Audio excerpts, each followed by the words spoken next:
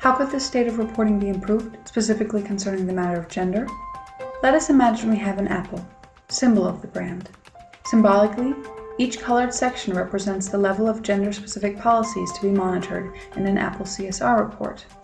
Here we are at Apple's current level. This outline represents their non-discrimination clause, the bare minimum of ensuring gender equality. A way to address Apple's lack of reporting on gender issues is by adding the Women's Empowerment Principles, or WEP, to Apple's current reporting. Apple should also incorporate the relevant GRI performance indicators. Each WEP principle has a specific set of these, which can help standardize Apple's gender reporting. This will encourage not only Apple's compliance, but also benchmark performance against competitors. Let's go back to the apple and try to fill it in by using the WEP. It should be noted that the principles and their components mentioned here are only highlights from more comprehensive recommendations by the WEP. Principle 1 addresses the issue of leadership promoting gender equality. The company must report if there is an overall strategy of women's empowerment, which incorporates measurable goals, and whether or not the strategy is publicly supported by the head of the company. Principle 2 concerns equal opportunity, inclusion, and non-discrimination. Matters of pay, parental leave, and women in management positions are only some of the issues under review. On the matter of pay, it is essential to report numbers and percentages of women compared to men represented with a specific type of contract or in a particular job category, as well as to assess what the implications are of this in terms of wages and access to benefits. Health, safety, and freedom from violence are the topics of Principle 3. Does the company have a well-publicized policy of zero tolerance towards gender-based violence and harassment? And if so, is there a confidential complaint procedure?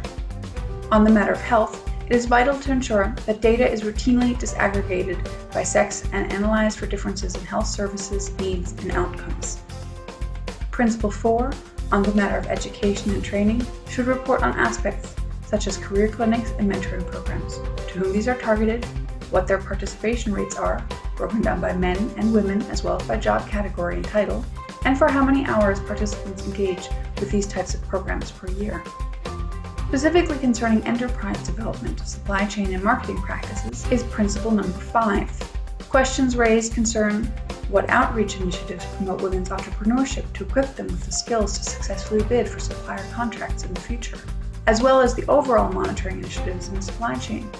For example, does the business monitoring program for the supply chain look beyond occupational health and safety to assess the availability of general health service information, benefits, and leave? The case of the pregnancy testing at Apple's 4 supplier facilities and the subsequent actions taken are examples of not looking further to address more general matters of women's empowerment. It should also be noted that not only Principle 5 is relevant for the supply chain, but instead all 7 WEPs should be applied.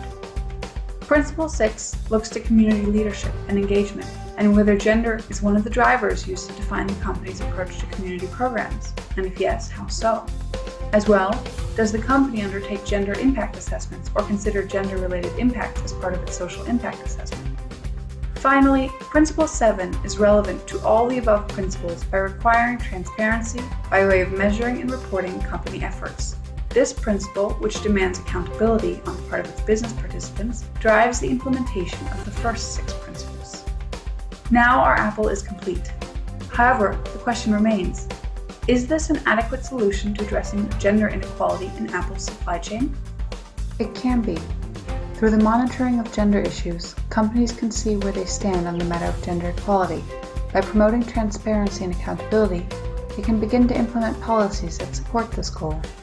As the women's empowerment principles demand accountability, not only within the workplace, but also the community, these principles can also be fostered in society at large. Despite these possibilities, a question remains.